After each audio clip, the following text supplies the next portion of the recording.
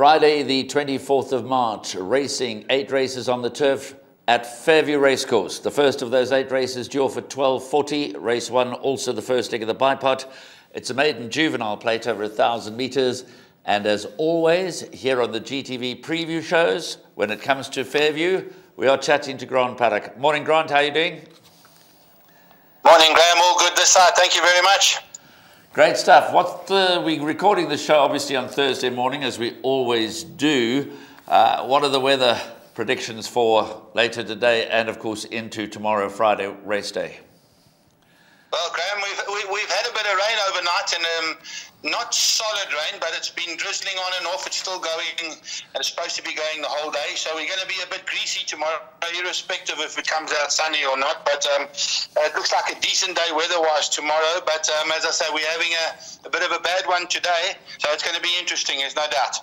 Okay, well, the horses love the sting out of the ground, and we will never moan about rain in that part of the world. They need every drop they get. But let's get into the racing action. The first race, as I mentioned, the first leg of the bipot, is a maiden juvenile plate over 1,000 metres.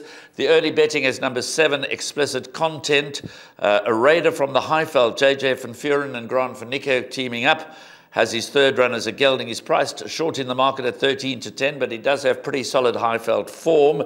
The first timer from the Alan Greef stable with Richard Ferrier aboard, Fairy Knight, is at 33-10. Number 3, Global Force, is at 4-1. 6, Watchtower around 5-1. And then number 5, The Winter Lake, first timer by Water Winter, is at around 7-1. This horse, Grant, from the JJ van Vuren stable, shapes up as a potential bipot banker. No, Graham, we've got to be a little bit more careful here. I know he's been sent down to get hold of that 100,000 Rand bonus. I wasn't impressed with his last run. He was all at sea and off the bit from the beginning in Johannesburg, and we go a bit quicker down here. There's a hell of a lot of talk for the 2 horse here, Fairy Knight. A lot of talk down here since scratchings on Monday. I see there's been early money for him as well, and I believe he can get along a bit. So I'm going against the Raider, and I'm going with Fairy Knight, and I'm going with the Smith horse Global Force in the bipot, the 2 and the 3, and hopefully get the favourite run over. Well, I must say, Grant, you are very loyal to your local population, as we see a little bit later on as we work through this card. You're very much in the hometown camps, as we will see a little bit later on. But yes, if there's talk, then obviously the Alan Greef Richard Ferrier combination needs to be respected. So, first leg of the bipot, would you be happy just to include numbers 2 and 7, or are you that confident that you might even bank a number 2, Fairy Knight? I'm actually going the 2 and the 3 here, Graham. I'm brassing the 7. I'm going 2 and 3. Okay, so there you got it. Grant Paddock in the first leg of the bipot at Fairview, Friday the 24th. Not fearing the Raider, number 7, Explicit Content, as you heard, trying to get that 100,000 Rand BSA bonus. But Fairy Knight and Global Force are the ones for Grant. Race 2 is the first leg of the place accumulator. It's an open maiden over 1,200 metres, which in effect means it's a maiden handicap, and normally that spells trouble. Our early favourite is number 1, Uncle Ticky Bird, at 5-2. Now, this one's carrying 61 kilograms. Again, just for you out there, we know that these maiden handicaps can be quite tricky. So 61 kilograms to carry the early favourite, number 1, Uncle Ticky Bird. Others in the market is number 3, Green Falcon, who's in fact also strong in the market and right up there at the top of the boards, has 60.5 to carry. Number 5, Settle the Dust at 7-1, and number 7, Siberian Fox, 9-1. So let me just correct myself. Green Falcon is actually the marginal favourite ahead of Uncle Ticky Bird, but those two dominate the betting. They've both got big weights. It's a maiden handicap. Is there potential for an upset here, Grant? No, I don't think so. This horse brings his Cape Town form. He shouldn't have a problem dispersing this field. Green Falcon. Kevin normally gets him spot on ready first time here, and that Cape Town form is way superior to anything, even at the handicap conditions in this field. I'm going strong on Green Falcon, and Uncle Ticky Bird, you know, there's big question marks there. His last 2 runs pulled up with post-race distress. I'm always very concerned about that, going an extra furlong, so he could be found wanting. Settle the Dust, nothing wrong with his first run here, and Siberian Fox, you put a line through that last one. I just think it had too much to do. But I'm strong on Green Falcon here, Graham. You're not concerned that 1,200 meters, I know he's done well over 1,200 meters, but he's always given me the impression, I've watched him quite a lot down in Cape Town, he's always given me the impression that he wants a bit further, then yet when he goes a bit further, he doesn't seem to see it out. So he's quite a tricky little horse. But as you say, Gavin Smith has inherited Green Falcon from Justin Snaith. Samwanga Kamalo rides. It's always fascinating to watch the Greef-Smith duel down in Port Elizabeth. Alan Greef may have the upper hand in the first race, but Grant fancies that Gavin Smith will have the upper hand, Green Falcon. So again, I'm asking the buy pot and the place accumulator, are you happy to banker number 3, Green Falcon? Buy pot, banker, Green Falcon, and if you need to cover with one, I would say put in the Uncle Tiki Bird as the cover in the place accumulator. But I'm pretty sure you could either banker or go 1 and 3 to be safe. Okay, third race, first leg of the Pick Six, and just to keep us interested, it's another maiden handicap, this time for fillies and mares over 1,600 meters. And here they're betting 3-1 the field in the early exchanges. Number 2, Minstrel Gallery, used to campaign up here in KwaZulu-Natal, now trained by Gavin Smith. Again, Samwanga Kumalo takes the ride. Joint favourite, again with an Alan Greef runner, number 5, Teardrop. So the Greef-Smith duel continues into race 3. Teardrop has its second run in the province. Richard Fourie takes the ride, formerly trained by Glenn Cotson. Number 4, Dream Star. Number 3, Sassy. They're both at around 5-1. Number 6, Glittering Boots at 7-1. Is it again an absolute duel between Greef and Smith in the opening leg of the Pick Six? How do you see it? I must be honest, I've gone against both of them. I'm in the camp of Dream Star and Sassy over here. Teardrop has one run over here for Glenn Cotson, and Alan's now joined the Greef yard.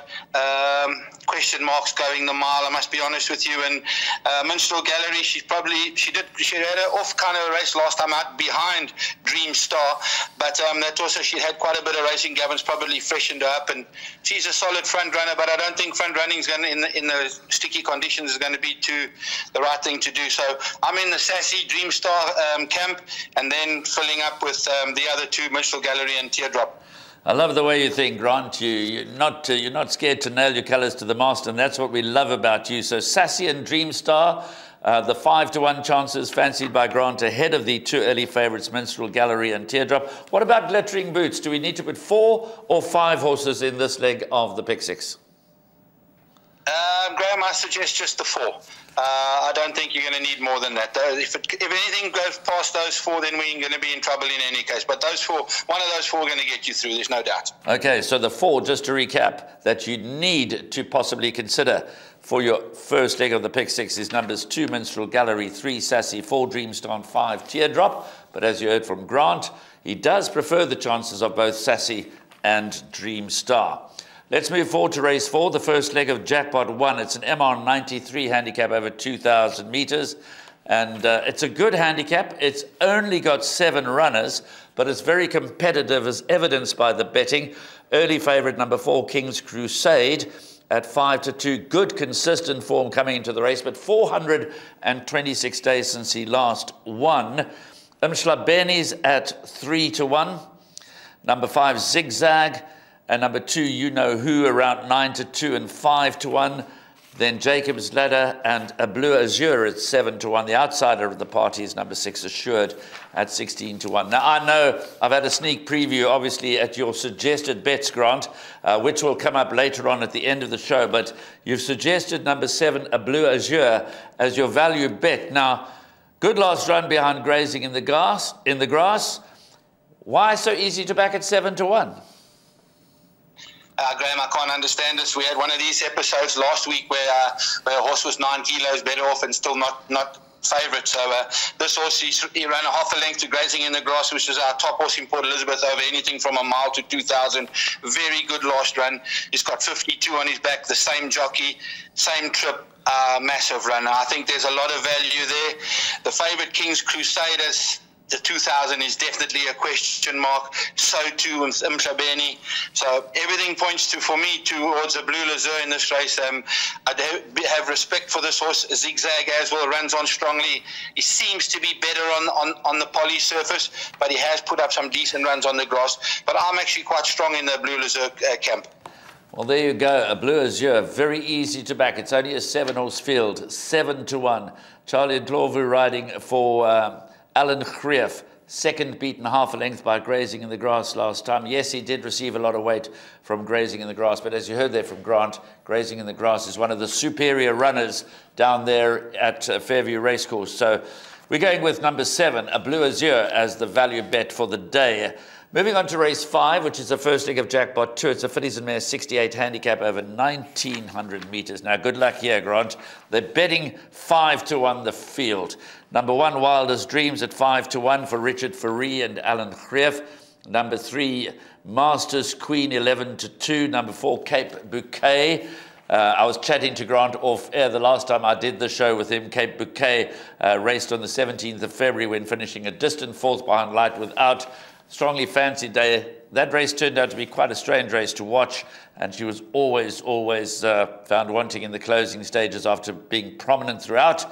Name of the Game, starting to get her act together at Fairview after campaigning in KwaZulu-Natal. She's at 11-2. Number 8, Maiden's Cove. Always keeps you interested. That's at 8-1. The rest are in double figures. Well, the fact that it's a fillies and mares 68 handicap, firstly, it's over 1,900 metres. It's 4 fillies and mares, and they're betting 5-1 the field. This is going to test your skill, Grant. What do we do? Yeah, no, this takes tricky to a new meaning. I'm in the camp of Name of the Game, the 7-horse, the twice-over filly out of the Sadler's Wells mare, going the 1,900. She's having a peak run, third run after joining the yard. She's improved all the time. Ryan's climbs aboard, and I think she's a very decent runner, even though it's a bad draw. Long back straight, long front straight. I'm not really concerned over the draws over these longer trips, but I'm in the camp of Name of the Game. I give a chance to Cape Bouquet coming back in trip from the 2,400 to the 19. She led for a long way before petering out last time out. And then Masters Queen's also done nothing wrong. A good run last time out in a decent fillies race. And Wildest Dreams, she's there and thereabouts, but to lump 62 from draw 15 ain't going to be easy. Tricky kind of race. You got to add in Maiden's Cove in the pick 6, and you know it should come from there. Maybe one more in Crafty Heart, but I think Ryan's jumped off there now to get onto Name of the Game, and it's probably swayed me in that one's favour. So yeah, I'm on Name of the Game there from the 3, 1, and the 4. Okay, so there you heard it from Grant. It's certainly a challenging contest. Race 5, the opening leg of Jackpot 2. Choice number 7, Name of the Game, currently at around about 11-2. Ryan Munger takes the ride for the Tara Lang stable. As good a chance as any in a very competitive and wide open fillies and mares handicap over 1,900 metres. Let's go on to the East Cape Guineas. Now, this is an interesting race, and I'm very interested to hear Grant's thinking here. It's a listed race over 1,600 metres. It's attracted a very small field, but high-quality field with 2 Western Cape challengers, both of them, of course, en route to KwaZulu-Natal for champion season. One of them is the even money favourite in the early exchanges. That's number 1, Port Louis from the Brett Crawford stable. Louis Mkotwa takes the ride. Disappointed us, let the team down last time out when running back in 6th position over 1,400 metres. He won his previous start. Then there's King Regent, who's at 13-10. So they're very tight at the top of the boards. Port Louis at even money and King Regent at 13-10. Really, really good form. Ran 4th in the Gold Rush and ran 3rd the other day in a very strong race behind Narina Trogon. The local hopes appear to rest with number 3, Perfection, who's the only other runner quoted in single figures. This one's quoted at 6-1. He's a 3-year-old son of Ideal World, obviously the East Cape Guineas for 3-year-olds. JP van der Merwe takes the ride for Gavin Smith. Now, this has got great form coming into the race as well. Kaya's Hope could be the key horse here, because if you go back in Port Louis' form in Port Elizabeth, he's only had 1 start down there, and he won it when touching off Kaya's Hope as a 2-year-old towards the back end of the 2-year-old season. He beat Kaya's Hope a short head. And the other day, Perfection ran 2nd to Kaya's Hope before coming out to win against Amshlabeni. Now, I've seen your place accumulator. You've opted to banker number 3, Perfection, and probably that looks quite an easy choice to make in a race that should be dominated by the 3 horses anyway. But is Perfection clearly your first choice? Yes, Graham, no doubt. Top horse.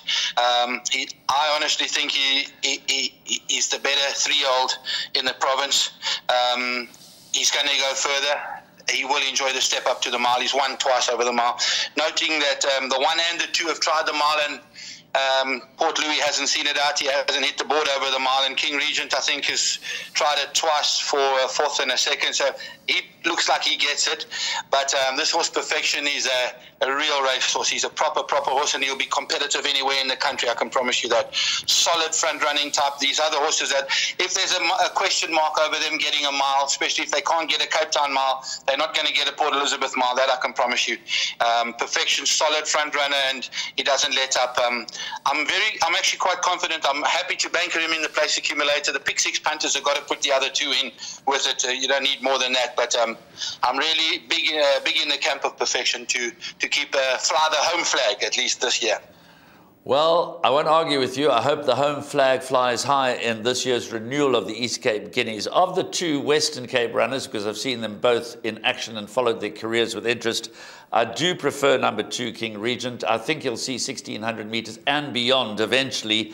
He's got a pedigree that has Durban July credentials in the female line. I do have a concern, as does Grant, that Port Louis may not quite get home over 1,600 metres, but they're both quality 3-year-olds. Port Louis by Give Me the Green Light, King Regent by Dynasty. But Grant going with the son of Ideal World, Perfection, who I looked him up in the catalogue, Grant, because I always make notes, and he was a very, very smart, he was sold as a 2-year-old, he was a very, very smart when he was presented at the sales. Now, again, it's Port Elizabeth versus the Western Cape, race 7, the East Cape Sprint Cup over 1,200 metres.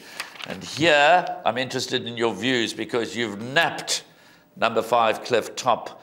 And you're not concerned about Glenn Cotson's runner, Countdown, who's also on his way down to KwaZulu-Natal for champion season and would be pretty much a live wire in a race like the Golden Horse Sprint. His recent form has shown that after being tried over many, many other distances, Countdown is at his best down the straight over 1,200 metres. But you seem super confident that the Hollywood Syndicate Silks will fly high for Richard Fourie and Alan Creef, and that Cliff Top is just about home and hosed. Yeah, Graham, I'm solid with Cliff Top. Big respect for Countdown. I think it's an absolute boat race between the 2. But I'm solid in the camp of Cliff Top, especially over the 1,200. He really wasn't given the best of rides last time out by Richard over the 5 furlong. As they jumped out, he grabbed a hold of him, and that horse of Gavin Smith's Cruise Control got away from him 5 lengths, and he was making it up strongly in the last bit. He finished in 22.6, but now with the extra furlong, he's down from 61 kilos to 58. He's a real solid 3-year-old, and I take him to beat Countdown here. The pick 6, you only need the 2. I'm bankering Clip Top in the place accumulator, and I make it a boat race between the 2. You make it a boat race, and I can understand that. A quick comment, though. Maybe you've had your ear to the ground. You do watch what's going on around you down there, and that's great. You always bring us pearls of wisdom in that regard. Number 2, Safe Return, has left Vaughan Marshall. He's joined the Gavin Smith stable. He gets the services of Simanga Khumalo. Last time out was only a length behind Countdown, is marginally better off at the weight. So, strictly speaking, wherever Countdown runs, Safe Return shouldn't be too far behind, although Countdown might have his measure. Safe Return has been respected in the market at 4-1. Managed to see him in work. Heard anything about Safe Return? How's he settled into the new surroundings? Very quiet, actually, Graham, regarding this horse. You know, when he came here, it's about 60 days ago and 2 months ago from Vaughan. So, but Gavin normally gets them ready first time out, but I must say he hasn't won in 408 days, and maybe take 1 or 2 runs to get used to the pace here. The big swing for these Cape Town horses is the pace that we do. We go a hell of a lot quicker. They might be front runners in Cape Town or race up there, but when the pens open up down here, they're gone. These horses race to get home, and they find themselves a bit too far back and end up running on strongly. And I think that's how they can get caught out, especially these Cape Town horses over the sprinting trips here in PE. So, but I haven't heard anything about it. It's been very quiet regarding the form is there. Probably one just to have a look at for next time. Yeah, it's always great to watch Port Elizabeth racing, because the pace is always on. And as we've said so many times, pace makes the race. And that they always go to good clip is what makes Port Elizabeth racing at Fairview really so exciting. So let's get to the 8th race, which is a Fillies and Mares 85 handicap over 1,400 metres. The race goes off at 16:45. Again, Fillies and Mares handicap over 1,400 metres, so it is quite tricky. The early favourite is number 8, Lady Mystico, Richard Fourie and Alan Creef again. They're at the top of the boards at around 28 to 10. Number 4, Carbonado, Louis Mkotwe for Sharon Kotzen. Now, he's ridden so many winners for the stable. They've always got to be respected. That one is at 7 to 2.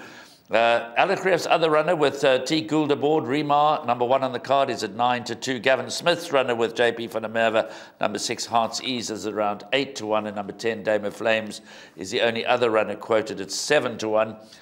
In single figures, Samanga Kamala for Gavin Smith. What do you make of the last? Tricky kind of a race. A lot of talk for the 8-horse here, Lady Mystico. A lot of early talk, but once again, 352 days since its last win. Second run after a break, and I'm a big believer in that second run.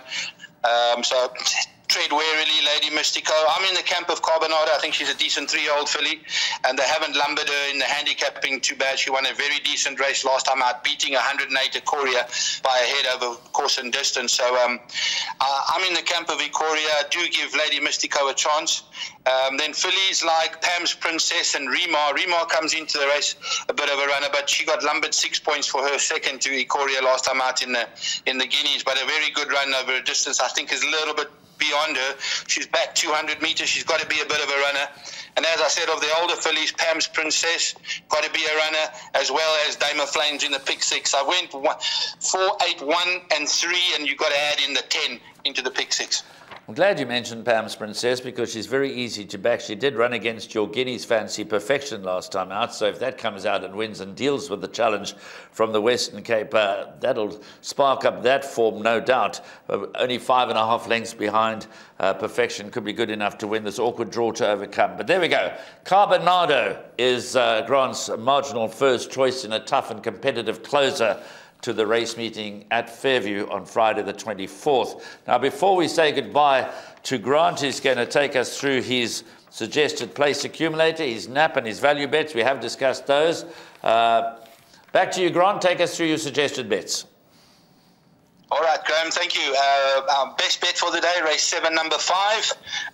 That's Cliff Top. And then my value bet, race 4, number 7, Blue Azure.